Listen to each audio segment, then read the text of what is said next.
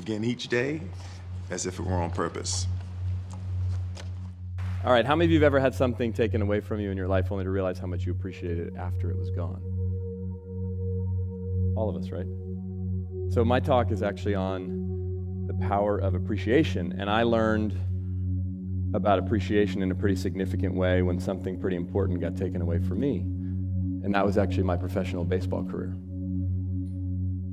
So I grew up playing baseball, and I was pretty good. I got drafted by the New York Yankees right out of high school. Didn't end up signing with the Yankees because I got an opportunity to play baseball at Stanford. Went to Stanford. Then I got drafted by the Kansas City Royals, another pro baseball team, and I did sign a pro contract. And as many of you know, the way it works in baseball, you sign a pro contract with a major league team, but then you go into their minor league system and you have to work your way up. So that's what I did. I went into the Royals organization. I was working my way up. I went out to pitch one night, my third season in the minors with Kansas City. I threw one pitch, tore ligaments in my elbow, blew my arm out. So just like that, after starting baseball when I was 7, my career ended. Now, as you can imagine, I was pretty devastated, right? I mean, that had been the focus of my life. But when the reality of the fact that my baseball career was over finally set in, I started to ask myself some important questions. And one of the questions I asked myself over and over again was, did I have any regrets? And you know, it was interesting. I didn't regret a lot of the stuff that I thought I would have. The only regret that I had was I didn't fully appreciate it while it was happening. I was too busy trying to make it. You know, I was this kid from Oakland, California, raised by a single mom. We didn't have a lot of money. I was going to make it to the major leagues. I was going to be somebody. But up to that point in my life, even though I was pretty good, I spent most of my time thinking I wasn't good enough, comparing myself to everyone around me, and literally like holding my breath, hoping that I didn't mess it up. And when it was all said and done and I hadn't made it, I thought to myself, oops, I think I missed the point.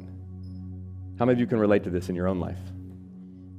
Right, our stories may be different, our backgrounds may be different, but so many of us, in our pursuit of success, in our pursuit of happiness, in our pursuit of our goals and dreams, oftentimes get so focused on where we're headed, we forget to appreciate where we are. And for me, it was a pretty painful way to learn a really important lesson at a relatively young age. And after baseball, I ended up going to work for startup company in San Francisco near where I live, and I was still trying to kind of figure out myself, but this appreciation thing stuck with me, and I started to actually study it and look into it, both personally, but I became fascinated with the idea of how appreciation impacted relationships and teams. Because I saw as I got into the business world, there was a team dynamic that existed that was similar to in sports, and there was something about when we were able to appreciate each other and what we were doing that things seemed to work. And I started to study things like positive psychology. This was the late 90s, and it was starting to get big, and I was studying emotional intelligence and group dynamics, and what I was finding was fascinating me, so much so that I actually quit my job and started to focus on it full time. Ended up writing a book. My first book is called Focus on the Good Stuff, which is all about appreciation. And over the last more than a decade, I've had the honor and the opportunity to travel all around the country and now around the world talking about this simple concept of appreciation. And I'm so honored and even humbled that great companies like Google and Gap and Wells Fargo and Adobe, even the San Francisco Giants, will bring me in to talk about this, because what these organizations and many others know, they're paying attention to the same social psychology research that we all are, and what we're finding is that not only does appreciation impact relationships and how we feel about ourselves, but also our productivity. You know, there was a study that I read when I first started my work that really impacted me. It was a simple study, but it was profound, by the Department of Labor here in the US. What they found was they asked people who left their jobs, why'd you leave? Number one reason, 64% of the people in the survey said, I left because I didn't feel appreciated or valued. It was more important how much money they made. It was more important even than the work they were doing. It was that sense of feeling valued, that they were important. And the people and the organizations that understand this thrive. But there's a simple distinction that I've learned over the years of doing this work and working with a lot of different types of people, both as it relates to business, but also in our lives personally. We got to understand the distinction between recognition and appreciation. They're related, but they're not the same thing, and we get them confused all the time. Recognition, here's what recognition is. It's positive feedback based on results or performance. You produce a result, you get recognized. Now, not all the time, and it's motivating. It feels good, right? When you work hard, you do something well, someone recognizes it, it feels good. As Tom Peters says, celebrate what you want to see more of. Absolutely. However, recognition is finite, it's scarce, it's only based on our performance, and usually in an organizational structure or in others, it's got to come from the top down for it to really have weight and merit. Therefore, it has a lot of limits. Appreciation, on the other hand, much more expansive. It's more about people, less about what they do, more about who they are. The best way I know to describe this distinction is an example from my baseball career. So, now whether you're a baseball fan or not, I was a pitcher. Do you know what happens to the pitcher in the baseball game when the pitcher doesn't do well? You know what happens? Yeah, they stop the game, right? And in front of everybody, the manager walks out to the mound and literally takes the ball out of your hand and makes you leave.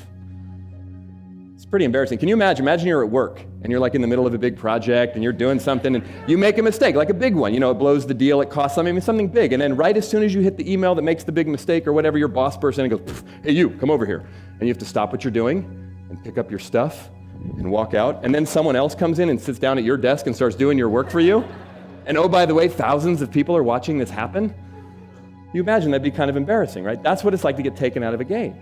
Now, if it's like late in the game, you know, it's like the 8th inning and I was just getting tired, that was fine. Because he'd come out, he'd, "Hey, you know, Robbins, you did a good job, but you're getting a little tired, we're going to get someone in to replace you." I'd come off the mound, you know, high fives from all my teammates because I did a good job. But if it was like the 2nd inning and it was already 7-0, that was terrible, right? Because I'd walk off the mound upset, embarrassed, frustrated. And if we were on the road, you know, in the other team's ballpark, it was always worse. Because there'd be some mean, heckling fans right above the dugout saying horrible things, you know, about my mother, right? Literally. And I would sit in the dugout and nobody would talk to me. Right? Watch a baseball game. Again, even if you don't like baseball, just turn a baseball game on, watch what happens when the pitcher comes out of the game. There's like an unwritten rule. "Oh, leave him alone, he's upset." You know what I could have used when I was sitting on the bench after just giving up 7 runs in the 2nd inning? What do you think? A hug. Some appreciation. Now, not recognition. What are they going to say? "Hey, Robbins, way to go. Great job, man. 7 runs in the 2nd inning. Woo!" No, that would be disingenuous. That would be inauthentic. In fact, that'd be condescending. There's nothing to recognize about the performance. And not only did I fail, personally, I failed for the team. We're probably going to lose. So look, our performance matters. What we do or don't do absolutely matters. However, as a living, breathing, often insecure, although I pretended not to be in those days especially, human being, I could have used some appreciation, not for what I had done, but for who I am. Like, "Hey, Robbins, you're not as bad as you just performed." Or, "Hey, man, you know what? You're an important part of the team." Or even just ask me, "How you doing?" All those years playing baseball, I can count on one hand the number of times anyone ever said anything meaningful or positive to me when I failed. So when we expand our capacity for what we think of when we think of appreciation, it's not just about recognizing results and performance, it's about appreciating people. You know, I spoke at a conference in Silicon Valley, a leadership conference about 1.5 years ago, and the speaker before me was a professor from UC Berkeley. And he was sharing some interesting research that they'd been doing at Haas Business School, which is at Berkeley. And one of the studies he put up on his slide talked about what motivates productivity in people. And what they found in the study was that when people felt recognized for the work they did, they were 23% more effective and productive than when people didn't. Made sense. But the same study found that when people felt valued and cared for, a literal or figurative pat on the back, that the people around them, particularly the person they report to, really cared about them, they were 43% more effective and productive than people who didn't. There was a 20% increase in productivity from focusing on who people are, not just what they do. That's the distinction. And people who understand this, both in business and in our lives personally, we start to have the ability to appreciate people and have it not be so conditional, and have it start being more meaningful and impactful. You know, because of the work that I do, I often get invited, ironically, to speak at recognition events. So these big companies will have these events, people win awards, it's a great thing. A lot of times they're fancy and, you know, they get to bring a spouse and they come somewhere, and I enjoy doing them. I was at an event like that a few months back down in Miami, and one of the questions I often ask when I speak at events like that is I'll ask the people in the audience, the award winners, what is it about being at this event or getting this award that had you feel appreciated, specifically? And I'll have them pair up and whatnot. You know, there's a couple hundred people in the room at this event in Miami, and one after they were done talking to each other, I had a few people raise their hand, and one guy stood up, and he said, "You know, I hadn't thought about it specifically until you asked the question." He said, "But you know, when I got this award, I was really proud. It was a big deal. I went home and told my family." And he said, "You know what? My son told me he was proud of me." He said, "That was the most meaningful part." And that's often what it is. It's something simple. It's something personal. It's not some big deal. It's something that means something to us.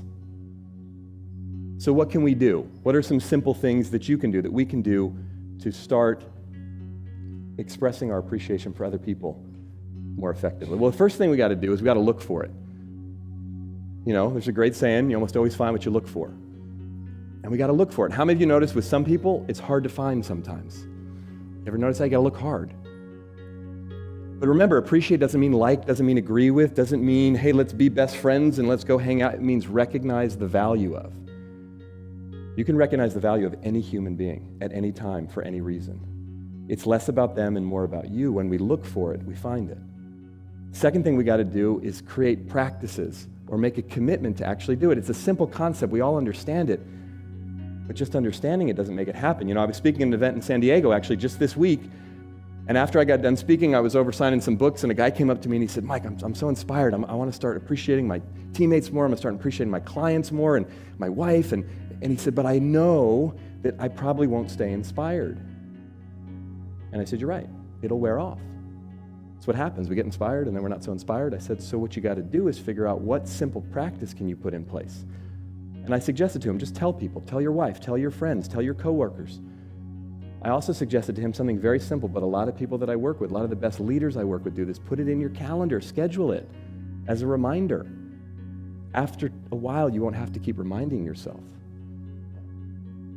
Third thing we got to do, and this is so simple, but can radically transform the nature of relationships, teams, families, culture. Start receiving compliments more graciously. How many of you notice from time to time when someone gives you a compliment, you get a little funny about it? You ever notice that? Okay, you know what you're supposed to say when someone compliments you? Thank you. Then, shut your mouth. Literally, you don't have to say anything else after the thank you. Usually, if you listen to yourself and other people, whatever you say after the thank you is almost always weird and insincere. It is. It's a compliment. Sometimes we give a compliment right back to the person, and sometimes we mean it, but sometimes it's like completely inappropriate. It would be like if you came up to me after this one and said, hey, Mike, that was a great talk, and I went, you too. That's weird, but even worse, we argue with people. You ever do that? Someone gives you a compliment, you go, oh, no, it's bad, it was terrible. We start cutting ourselves down. Don't do that. That's literally like someone handing you a birthday gift and saying happy birthday, and you going, what's wrong with you? I don't deserve this, and throwing it on the floor. You ruin the gift, you offend the giver, and you don't get very many more gifts that way. Do you know they've scientifically proven now that when one human being expresses kindness and appreciation to another human being, and it's received, raises the serotonin level in both people's brains. It physiologically makes us feel better. So even if you don't agree with someone's compliment, you start receiving it more graciously, you'll get more, and every environment that you're in will all of a sudden become more conducive for appreciation to be expressed. So I'm going to share one final story related to this, personal story. And what I'd like for you to do, as I'm sharing this story, think about someone in your own life who matters to you, who you really appreciate. Because this story is about my mom. Now, my mom passed away 2 years ago, and my mom and I had, as many of us do with our parents, a complicated relationship. We were very close, a lot of love between us, but we had our ups and downs, we had our challenges. But I had an experience with my mother about 10 years ago that was pretty profound related to appreciation. How many of you have ever seen those Chicken Soup for the Soul books? You've seen them, right? They got chicken soup for every soul you could imagine, right?